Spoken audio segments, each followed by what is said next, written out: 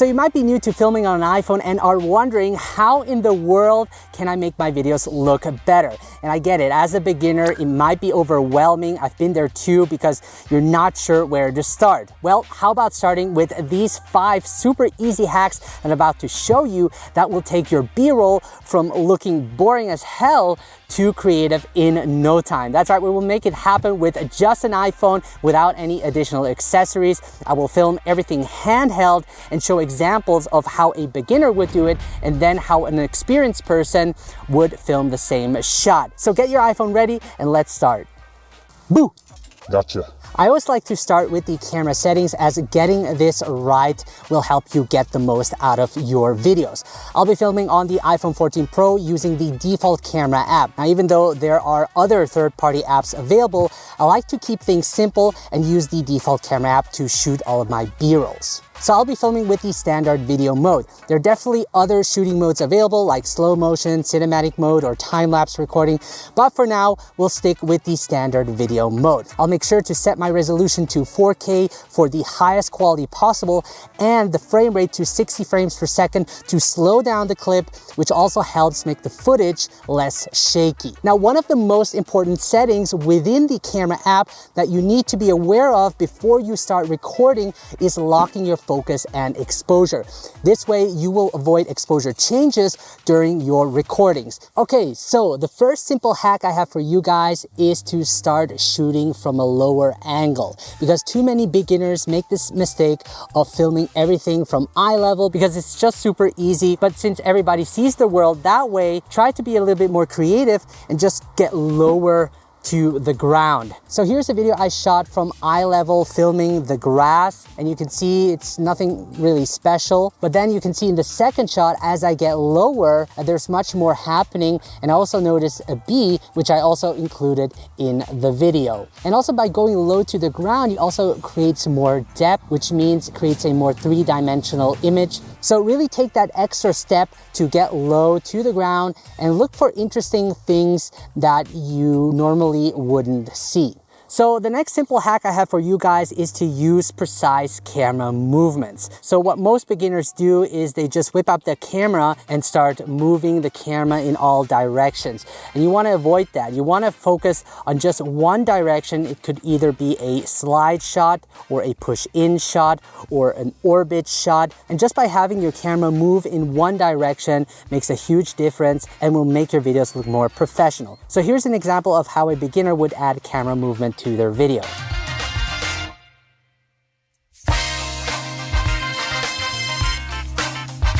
And here's another example of how a more experienced one would create that camera movement.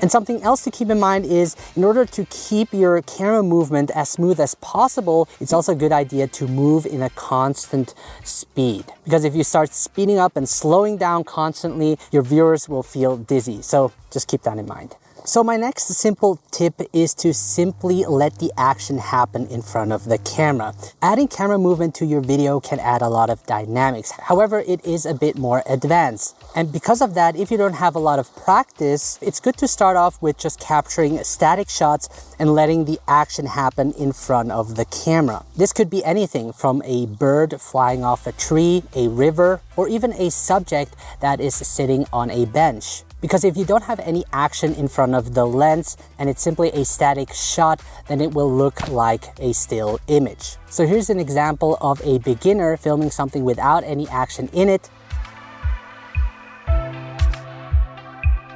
And here's another example, including an action in front of his lens.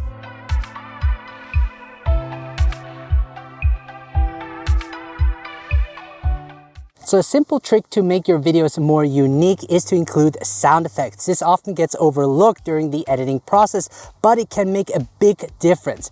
Here's a video without any added sound effects and another video with them.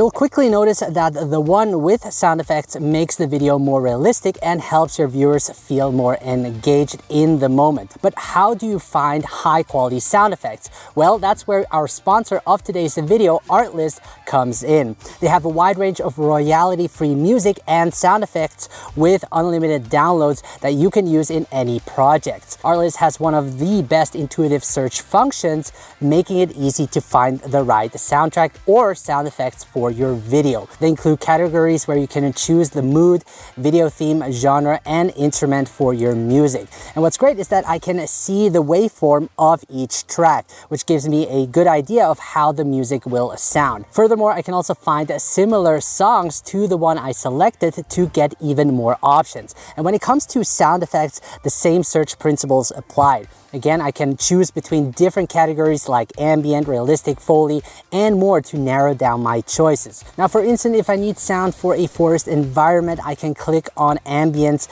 which provides subcategories that are really helpful in narrowing down my search. In the nature category, I can choose forest, and it will show me the various types of forest sounds available. From here on, I can download as many sound effects as I need for my video. And by having a collection of high quality sound effects, you can use them for future projects and create a cinematic atmosphere for your videos. Now, I've worked out a special deal with ARTLIST where you can get 2 months additionally for free using the link in the video description below. Additionally, from September 12th till October 12th, ARTLIST is rolling out its biggest creator fund ever, the ARTLIST 100K fund, where you have the chance to win $100,000 to make your dream project a reality. To join, all you have to do is post a video of your $100,000 idea on social media.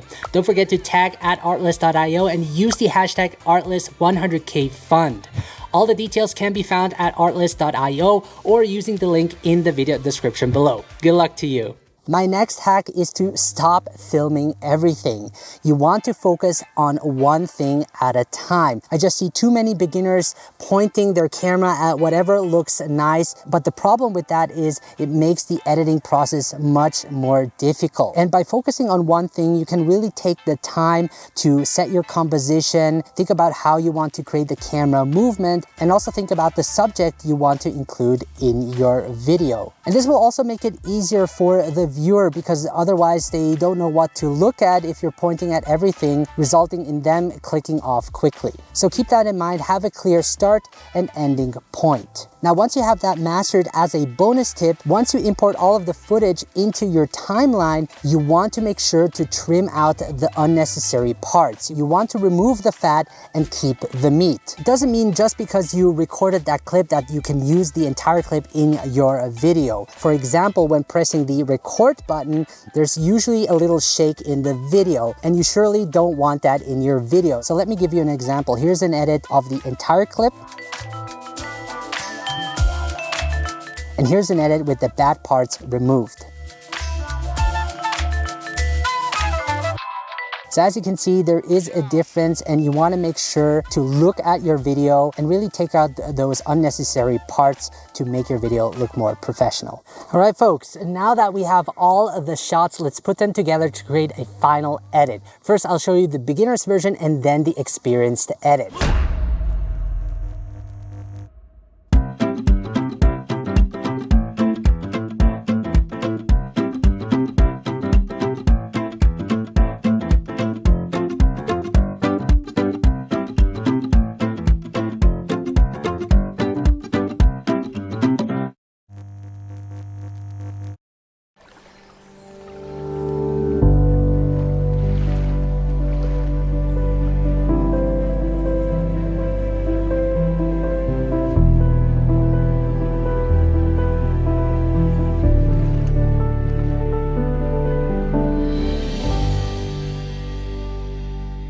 So by now, hopefully you have a better understanding of how to create interesting B-roll videos with your iPhone. It's important to understand the basics of using your iPhone's default camera app, because if you don't get it right in camera initially, you won't be able to make it look better in the edit. That's why I created a mini course called iPhone Camera 101, the basics of iPhone camera, with 24 valuable lessons for those who want to master the iPhone's default camera app quickly. In this mini course, you'll find the best video settings, get to know the different shooting modes, and fully understand all the features of the default camera app. And on top of that, you'll also get my premium mobile LUTs that you can instantly apply to your videos to make them look cinematic. So make sure to not miss out on this opportunity and get started by clicking the link in the video description below. Other than that, guys, thank you so much for watching, and until the next time, stay creative.